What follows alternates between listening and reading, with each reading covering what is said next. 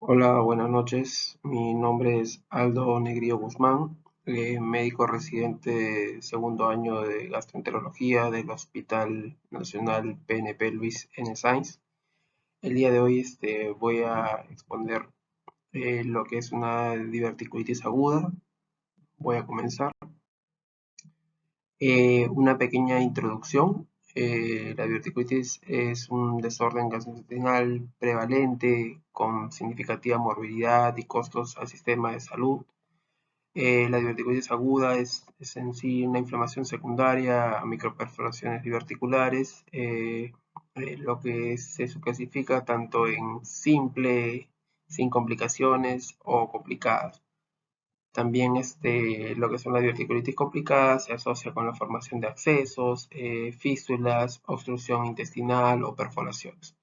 Esta enfermedad diverticular del colon es una causa muy importante de lo que es las visitas en el departamento de emergencia o incluso en las cirugías gastrointestinales de emergencia. Además, esta viene a ser la tercera enfermedad gastrointestinal más común que requiere hospitalización, ¿no? Al ser esta una patología prevalente, es importante para el médico general mantenerse actualizado sobre las generalidades de esta enfermedad. Básicamente esta exposición incluye los factores de riesgo predisponentes, así como el abordaje diagnóstico y terapéutico inicial de la patología. Lo anterior, en realidad con el fin de favorecer la educación continua de los médicos respecto a las mejores prácticas que deberían aplicarse en la práctica diaria en las áreas de prevención primaria y emergencias, ¿no? Y, y bueno, en cuanto a la epidemiología, básicamente a lo largo de la vida, el riesgo de la que es la diverticulitis en personas con diverticulosis se presenta entre un 10 a un 25%. También estos estimados datan también de años previos al uso rutinario de endoscopía y los diagnósticos fueron clínicos anteriormente, ¿no? Ahora los estimados modernos, basados tanto en una coloscopía y tomografía axial computarizada, van a indicar que menos del 5% de los individuos con diverticulosis desarrollan diverticulitis. De todos modos, esta sigue siendo una enfermedad altamente prevalente, tomando en cuenta que más del 50% de los americanos mayores de 60 años tienen diverticulosis. La diverticulitis es más común en hombres que en mujeres hasta la sexta década de vida, cuando se vuelve más común ya en mujeres. La prevalencia de hospitalización por esta causa suele ser mayor en blancos, similar a afroamericanos e hispanos, y menor en pacientes asiáticos, ¿no? Los individuos en áreas urbanas son más propensos a ser hospitalizados por esta patología de diverticulitis que aquellos que viven en áreas rurales.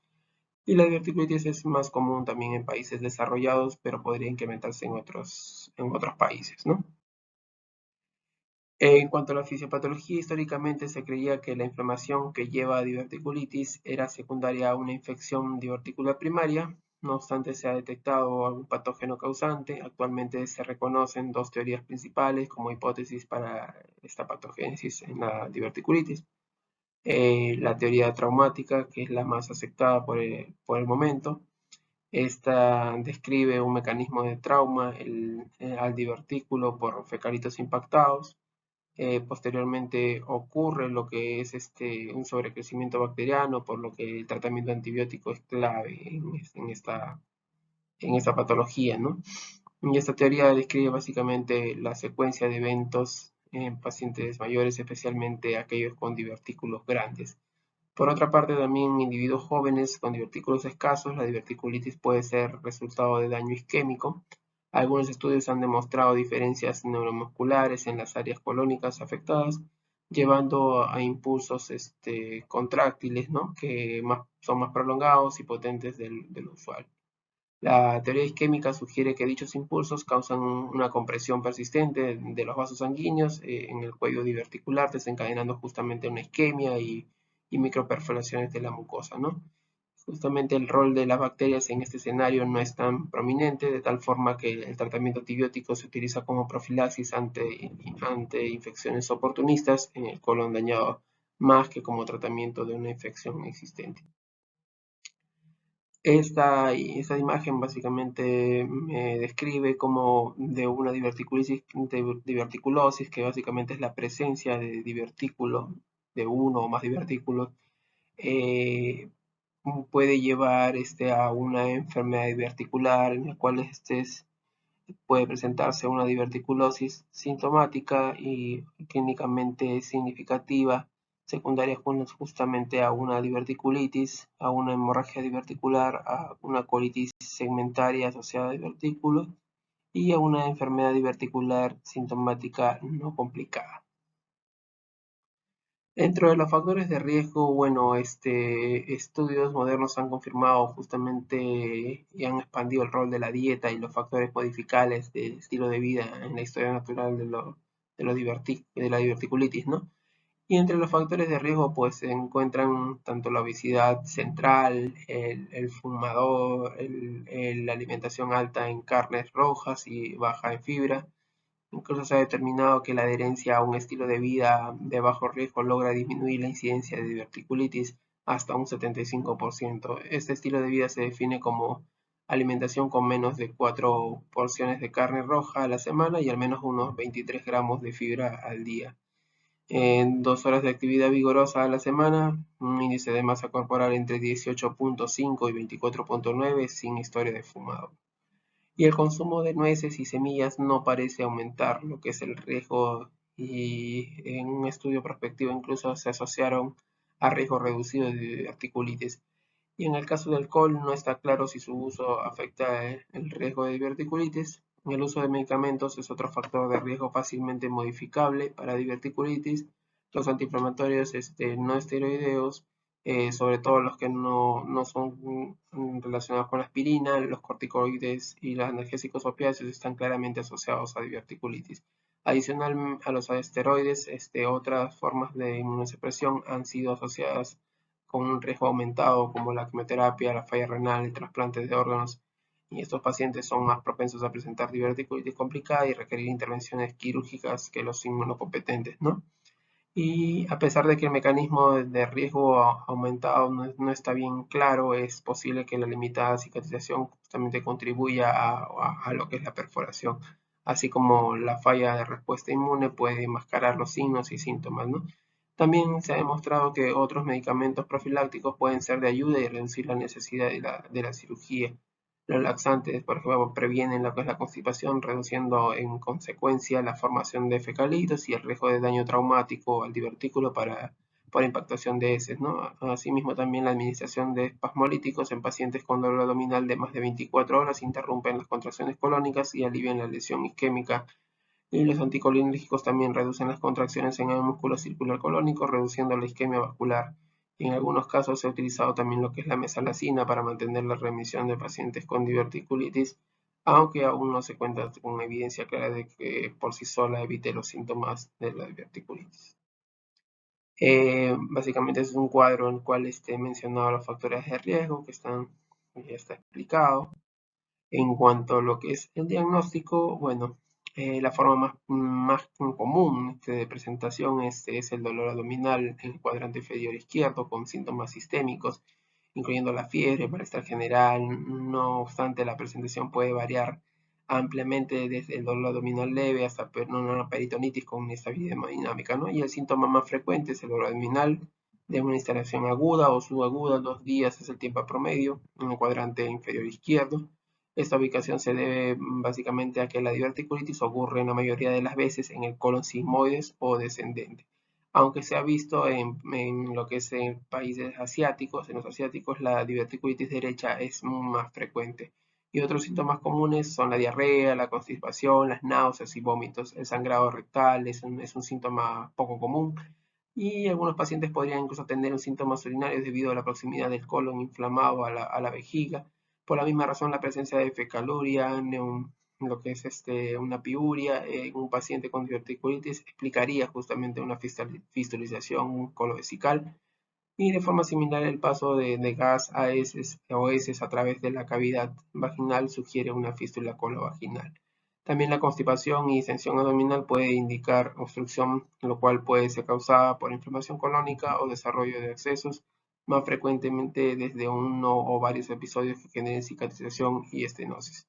Ahora, también tomando en consideración justamente lo anterior, La anamnesis en la evaluación inicial debería concentrarse en la duración y características de los síntomas, así como también los factores de riesgo para malignidad y otros diagnósticos diferenciales, ¿no?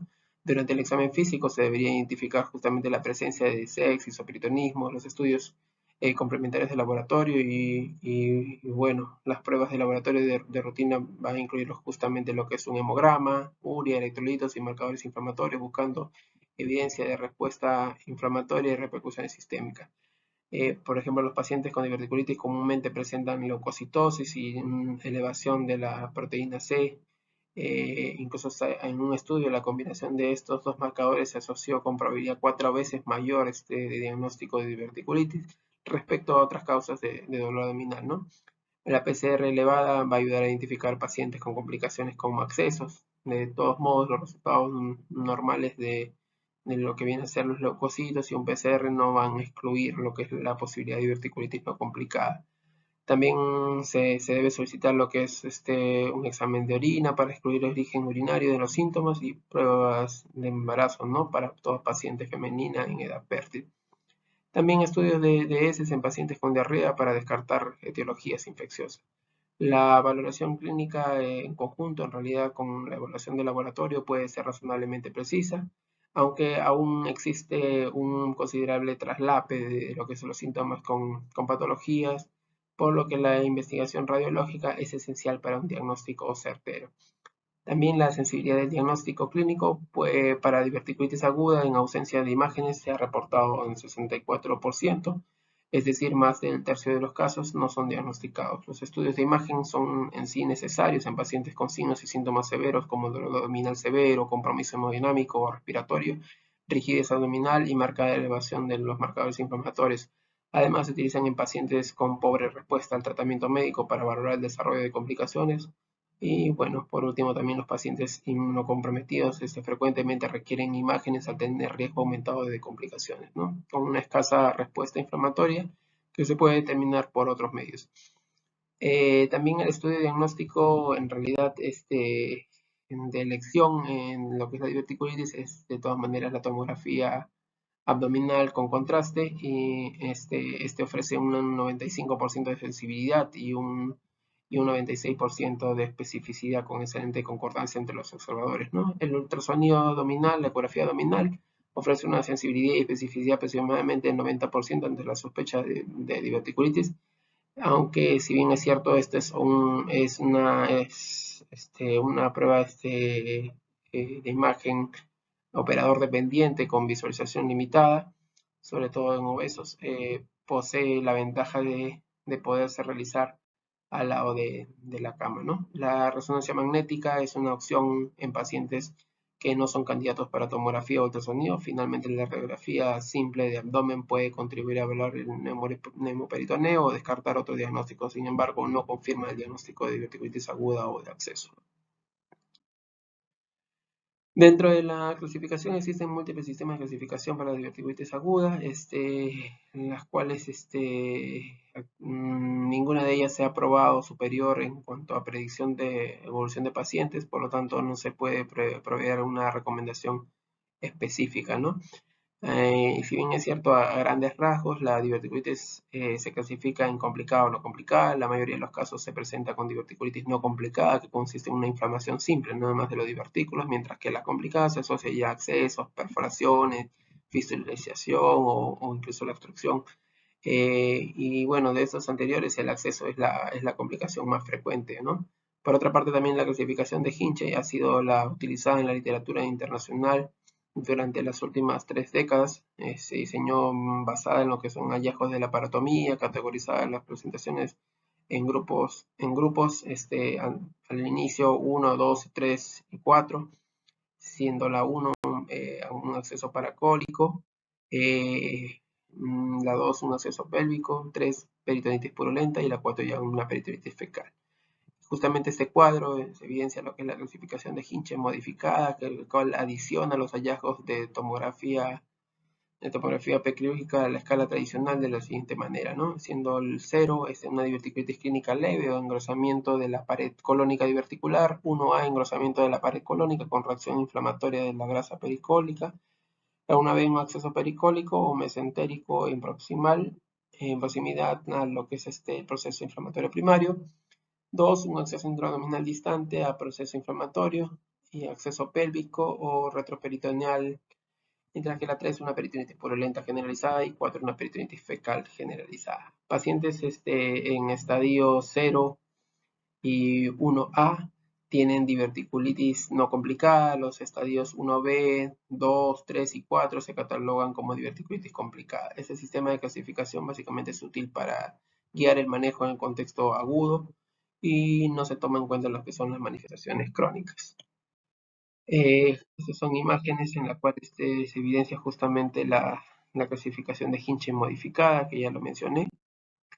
En cuanto al tratamiento, la diverticulitis no complicada, la clasificación de Hinchey justamente ayuda a orientar el tratamiento, ¿no? La diverticulitis no complicada que hemos mencionado, el estadio 0 y 1A, hay 3 puntos principales en lo que es para tener en cuenta, ¿no? Como es la dieta, el manejo del dolor, la antibiótico-terapia.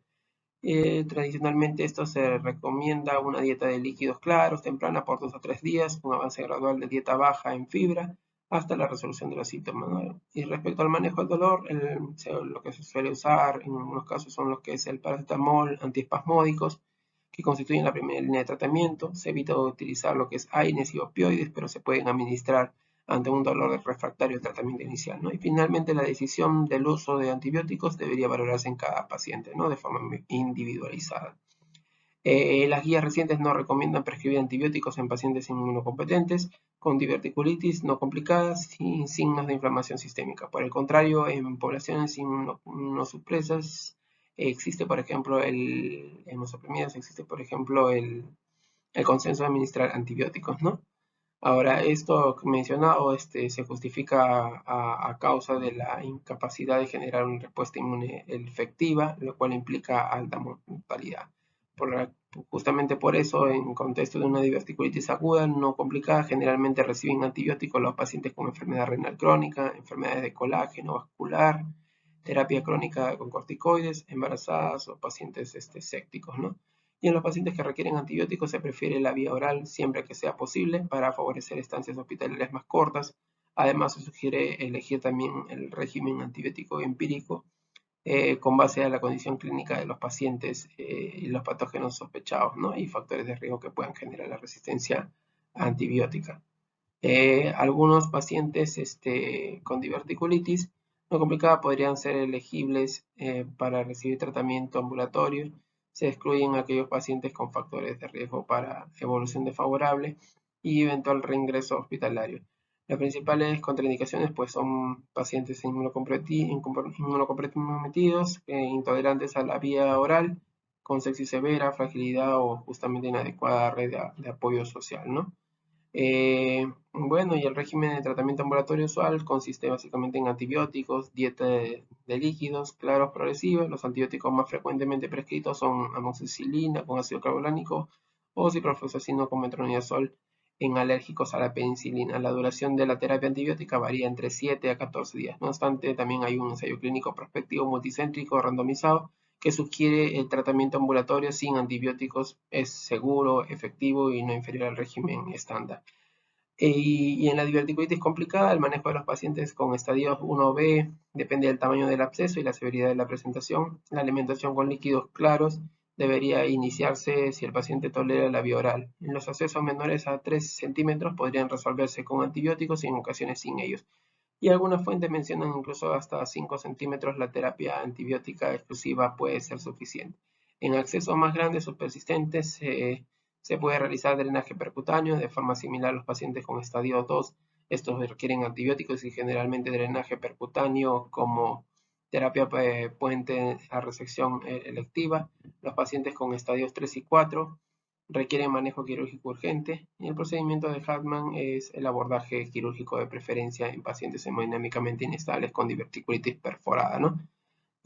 Bueno, además también mencionar que el segundo punto que aún se discute en los casos que involucran resección es tradicionalmente el procedimiento de Hartmann versus una resección colónica con anastomosis primaria. Bueno,